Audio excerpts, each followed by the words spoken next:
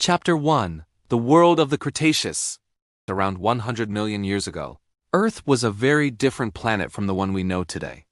Global temperatures were much warmer, there was almost no ice at the poles, and sea levels were at their highest point in Earth's history. Much of the land we recognize today was still underwater. Vast prehistoric oceans stretched across the planet, connecting young continents and creating a massive underwater world filled with life. This was the Cretaceous Period, an age when the oceans became the kingdom of the most dangerous creatures ever to exist. Warm seas provided a perfect home for thousands of ancient species. Giant coral reefs flourished, offering shelter to prehistoric fish. Ammonites drifted in massive schools, their beautiful spiral shells glimmering beneath the sunlight, while long-necked plesiosaurs glided silently through the currents. But beneath this beautiful world, danger lurked everywhere. In the deep, massive shadows moved without a sound. Long streamlined bodies slipped between schools of fish almost invisible in the dark blue water.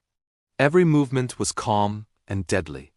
The Cretaceous Ocean was not a safe place. It was a hunting ground. The food chain was ruled by giant predators. Prehistoric sharks with razor-sharp teeth patrolled endlessly. Enormous fish the size of school buses hunted smaller prey. And at the very top of the ocean's pyramid of life stood one unstoppable creature, a creature with no rivals. A creature that made the seas tremble with every powerful stroke of its tail. In this world, size was everything, speed was a weapon, and strength decided who lived and who died. This was the world where Mosasaur would rise. A world perfectly shaped for the king of the seas. Chapter 2: What was the Mosasaur? The Mosasaur was not a dinosaur. Although it lived during the same age as Tyrannosaurus and Triceratops, the Mosasaur ruled a very different world, the vast oceans of the Cretaceous period. Mosasaur was a marine reptile, more closely related to modern monitor lizards and snakes than to any dinosaur. Its ancestors once walked on land, but over millions of years, evolution reshaped them into perfect ocean hunters. Its body became long and streamlined, built for speed and power. Its four limbs transformed into massive flippers, allowing it to steer and accelerate with incredible precision. And its tail evolved into a powerful crescent-shaped fin, similar to that of a modern shark. Some species of Mosasaur grew to truly monstrous sizes. The largest could reach lengths of over 50 feet, more than 15 meters, and weigh as much as 15 tons. That is longer than a city bus, and heavier than a fully loaded truck. Its skull alone could measure nearly 2 meters long. Inside its jaws were rows of long, curved, razor-sharp teeth designed to grip slippery prey and never let go. These teeth were not for chewing, they were for killing. But the Mosasaur had another terrifying secret.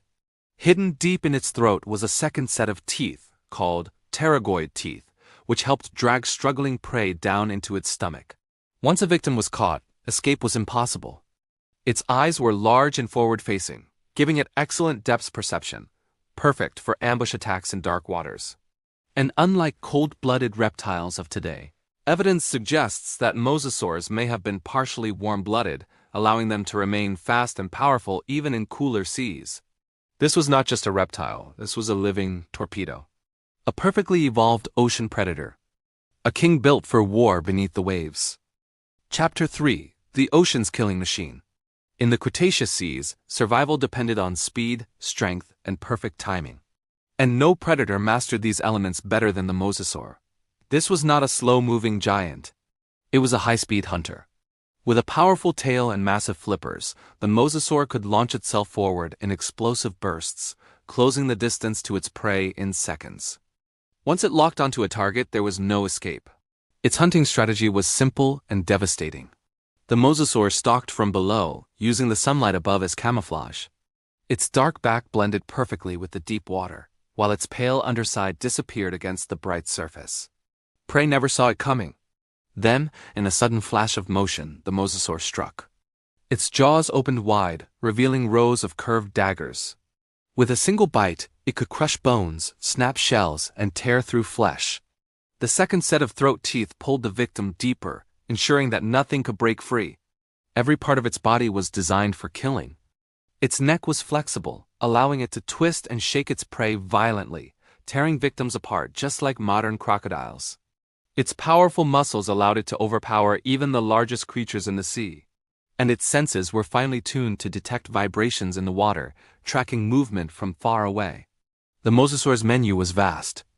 It hunted giant fish, armored turtles, squid-like ammonites, long-necked plesiosaurs, and even other mosasaurs.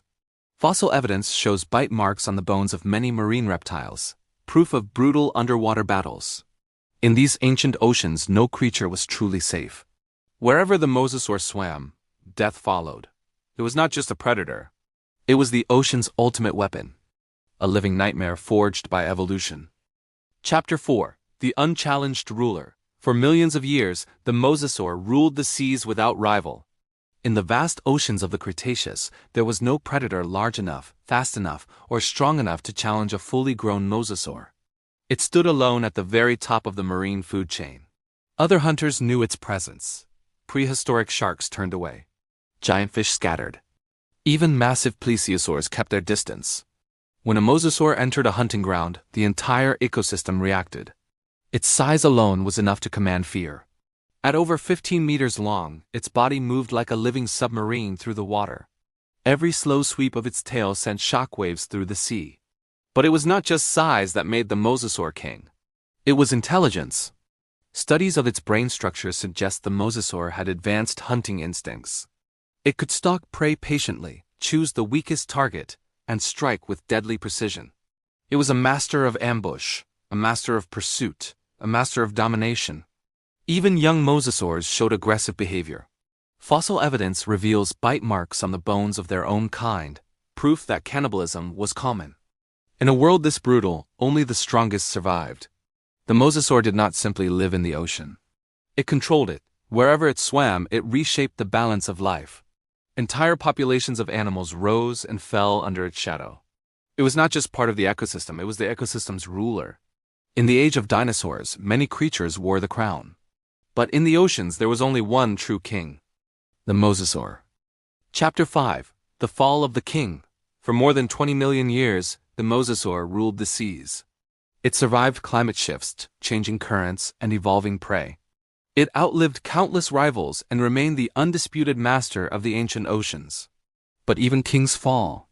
66 million years ago, Earth faced its greatest catastrophe.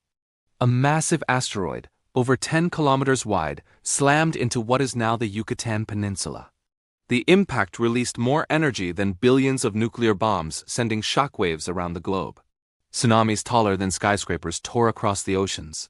Earthquakes split the sea floor. Firestorms burned across entire continents. Then came the darkness. Dust and ash filled the sky, blocking the sun for months, possibly years. Temperatures dropped. Photosynthesis collapsed. The base of the food chain vanished. The oceans, once full of life, began to die. Plankton disappeared. Fish starved. Marine reptiles lost their prey. The mighty mosasaur, dependent on a thriving ocean ecosystem, could not survive this new world. One by one, the great sea kings vanished. The age of reptiles came to an end. When the dust finally settled, the oceans were silent. The roaring predators of the Cretaceous were gone forever, but their legacy remains. Their bones rest deep within the earth, waiting to tell their story, a story of power, a story of domination, a story of a king who once ruled the seas. Mosasaur, king of the Cretaceous seas.